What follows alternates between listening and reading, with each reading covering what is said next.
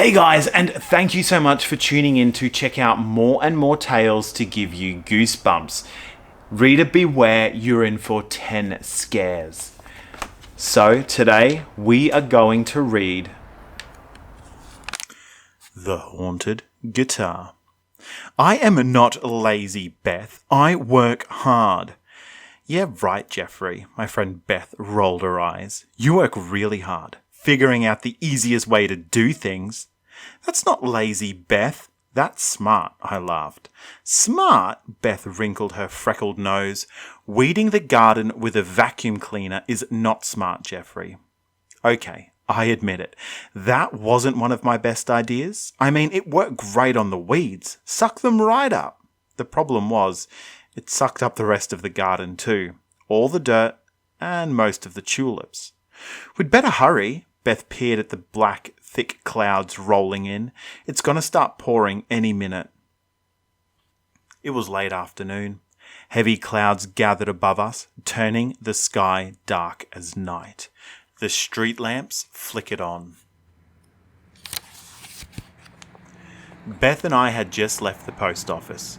My mum sent us there to pick up a package for her. A brisk wind started to blow. The brim of my baseball cap flew up. I tucked my mum's package under my arm. Then I tugged my baseball cap down hard over my forehead. Can't you walk any faster? Beth complained. I hate this part of town. It's really creepy here. It is kind of creepy here, I thought, glancing up and down the street. We were in the old section of town. Most of the stores closed when the new mall opened last year. I spotted a scraggly grey cat up ahead. It darted across the road and disappeared into a dark alley. The rest of the street was deserted. Beth turned the corner and broke into a jog. Hey, Beth, wait, look at this! I stepped in front of a burned-out store. A heavy blanket of black soot coated its red bricks. It hadn't started raining yet, but water dripped from the store's roof. Water from fire hoses. Whoa, we just missed the fire, I thought, watching the running water. It poured down the front of the building, then into the sewer. I stared up at the store's charred sign. I could still read the burned words. Sal's Music Store. In the blackened window, I could make out a drum set and 2 electric guitars. What was left of them, that is. They looked as if they had been melted on the spot. A bolt of lightning suddenly sliced through the sky. The bright flash lit up the inside of the store. Wow, what a mess. All the instruments inside, the walls, the counters, the music books, everything totally burned up. Come on, Jeffrey, let's go! Beth walked over to me, struggling against a strong gust of wind. She tugged hard on my arm. I hate lightning. Okay, I told her. In a second. I pushed against the front door. It creaked open. First, let's check out the store. We can't go in there, Beth shouted. The ceiling could come crashing down on our heads. Don't be such a wimp, I said, walking inside. Beth stomped into the store behind me. It was almost totally dark inside and totally wet. The floor was still warm from the fire. I could feel the heat rise up through my sneakers. An eerie stillness settled in the smoky room. Water trickled down the walls, dripped lightly from the ceiling, from the high shelves. Curls of smoke hung in the air. My eyes started to burn. I glanced around the store. The fire had destroyed everything. Everything. In one corner of the room, the electric keyboards stood in a puddle of water, their white keys scorched black by the flames. Charred, wrecked violins and flutes lay scattered on the floor, eaten by the fire. Flakes of ash, like black snow, drifted in the air, then fluttered to the floor. I listened to the light drip, drip, drip of the water. I listened to the creaking shelves, heavy with moisture, buckling under the weight. I can't breathe, Beth said, coughing, and it's too creepy in here. I want to go now. Okay, I said. I walked over to a pile of guitars on the floor. Their necks were twisted and shriveled, melted by the heat of the fire. My dad was going to bring me here to pick out a guitar, I told Beth. But look, the guitars are all burned black. I want to go now, Beth insisted. If we get caught in here, we'll be in major trouble. Hey, what's that? I pointed to a shelf at the back of the store. Jeffrey, I'm going to leave without you, Beth declared. I ignored her and headed for the back. There, on a corner shelf, stood an old wooden guitar, covered with soot. I brushed it clean with my shirt sleeve. Then I studied it, turning it around and around. Beth, can you believe this? I said, running my thumb over the strings. The notes echoed softly in the smoky room. It's the only instrument in the store that's not ruined. It's just a crummy old guitar, Jeffrey. Let's go. Beth headed toward the door. Okay, I'm coming. Maybe I'll take it home, I said, staring down at the guitar. No one will miss it. You can't do that, Beth spun around. That's stealing. They'd probably just throw it away anyway, I argued. I'm sure it's water damaged, or something. It doesn't matter. It's still stealing, Beth said. You know that. Why are you taking it? Because it's here. It's easier than waiting for my dad to buy me one. No one will ever know. You always want to do things the easy way. It's going to get you in big trouble, Jeffrey. Really? Beth shook her head. Yeah, right, I thought. How could taking an old crummy guitar get me in trouble? Where did you get that guitar? I met Dad on the steps as I headed up to my room.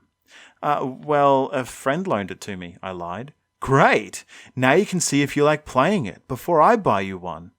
Dad clapped me on the back.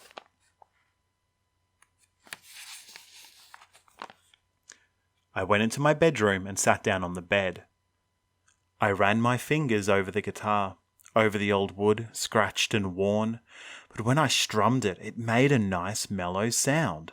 I crossed the room and leaned the guitar in the corner. I should sign up for lessons tomorrow, I thought as I headed downstairs for dinner.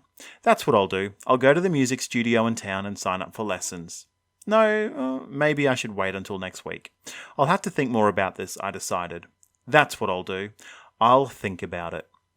Lazy, lazy, lazy. Beth's words echoed in my head as I tried to fall asleep that night. After dinner, I called her for the answers to our maths homework. She gave them to me, but she said I was the laziest person on earth. I sat up and fluffed my pillow. The house was dark and silent. Mum and Dad had already dozed off, but I was having trouble falling asleep. It isn't lazy to take a few shortcuts, I told myself. I pulled the blanket up to my chin. Beth is wrong. She's definitely wrong.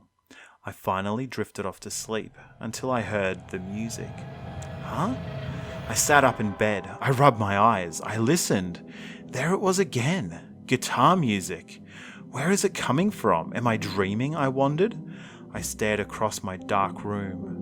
Whoa! The music floated from the corner. A soft blues riff. How could that be? My heart began to thud in my chest. I swung my legs out of bed. They shook as my feet touched the floor. I crept across the room and gasped. A man sat on a stool in the corner of my room. He was playing the guitar. My stomach tightened as I stared at him. He wore a tattered blue sweater and faded jeans. His dark brown face was lined with wrinkles, his hair rimmed with grey. I listened to the music, a beautiful, haunting melody. The old man continued to play. He didn't seem to see me. How did you get in here? I finally managed to choke out. What are you doing here? The man kept playing, but he gazed into my eyes. You took my guitar, he said in a hushed voice. Well, yeah. My voice cracked. My hands began to shake. I'm sorry. I didn't know it was yours. You can take it back. I can't, the man replied. Why not? I asked, confused. Because I'm dead, he answered. I gasped in horror. You're joking, right? I'm going to have to call my dad. You probably never heard of me. I'm Memphis Willie, and this is Gertie, my guitar. Gertie and I travelled some long roads together. We played a lot of blues. Willie kept playing. His body rocked gently in time with the music. His left foot softly tapped out the rhythm. His head swayed from side to side. "I can't stop playing, see," he said in his quiet voice. "Gertie and I, we were together so long. Even after I died, I couldn't stop playing. I love the music so much, I can't stop. I could never stop."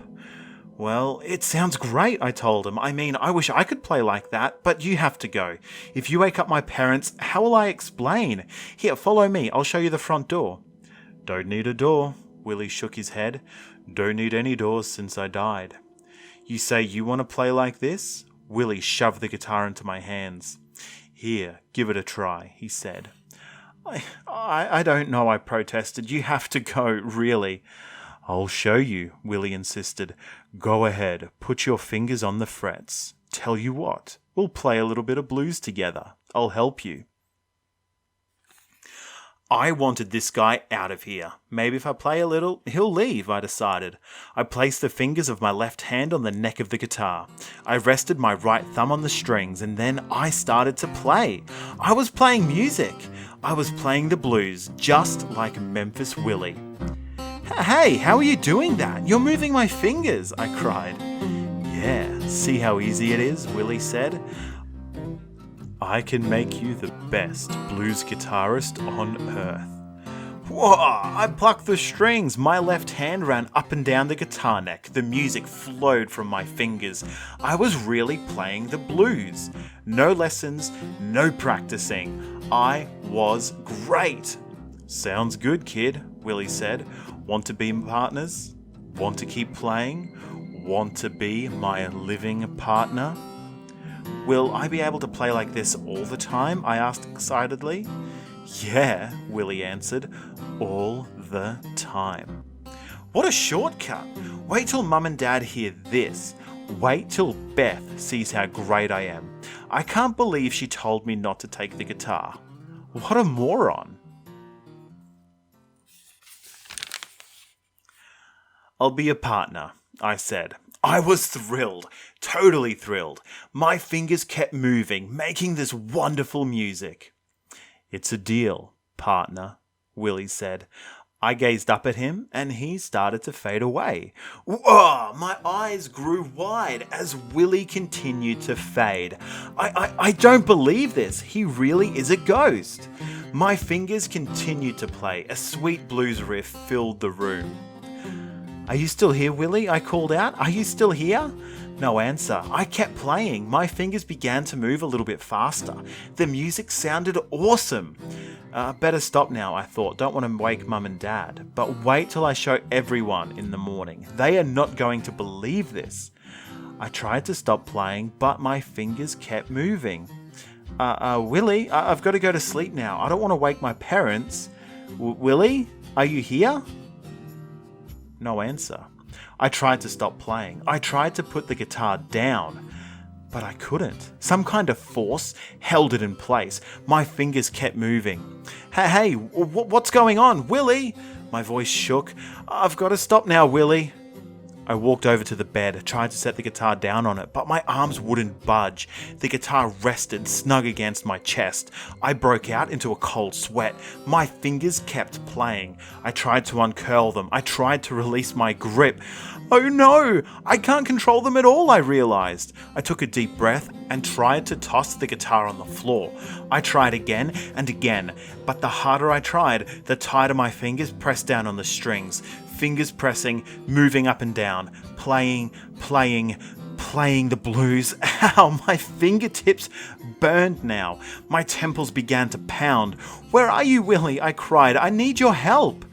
Willie didn't answer. I kept playing. "Come on, Willie," I begged. "I have to stop. My fingers are really hurting me. I'm getting blisters."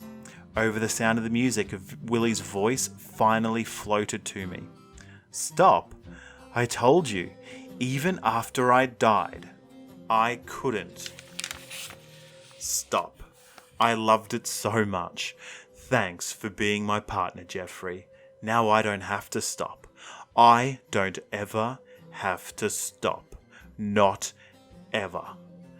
No! I shouted. Please, my fingers are hurt. I have to stop. I have to, please.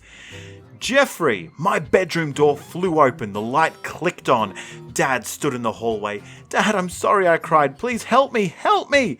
Huh? Dad's face broke into a big smile. That sounds great, Jeffrey. How did you learn to play like that? Wait till your mum hears. That's excellent. Keep playing. Keep playing.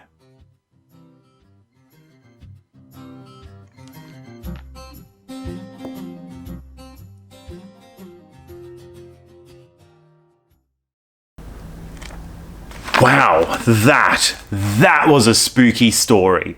Probably. But if you have been enjoying the Goosebumps stories, just know that there are a whole bunch more right here on the channel to check out. So I'd love it, really love it, if you hung around just a little bit longer and listened to one more. And if you want to hear some more spooky stories coming out in the future, definitely hit that subscribe button as well. Thank you so much for being here, and I can't wait to see you back for some more leftovers. Cheers, guys.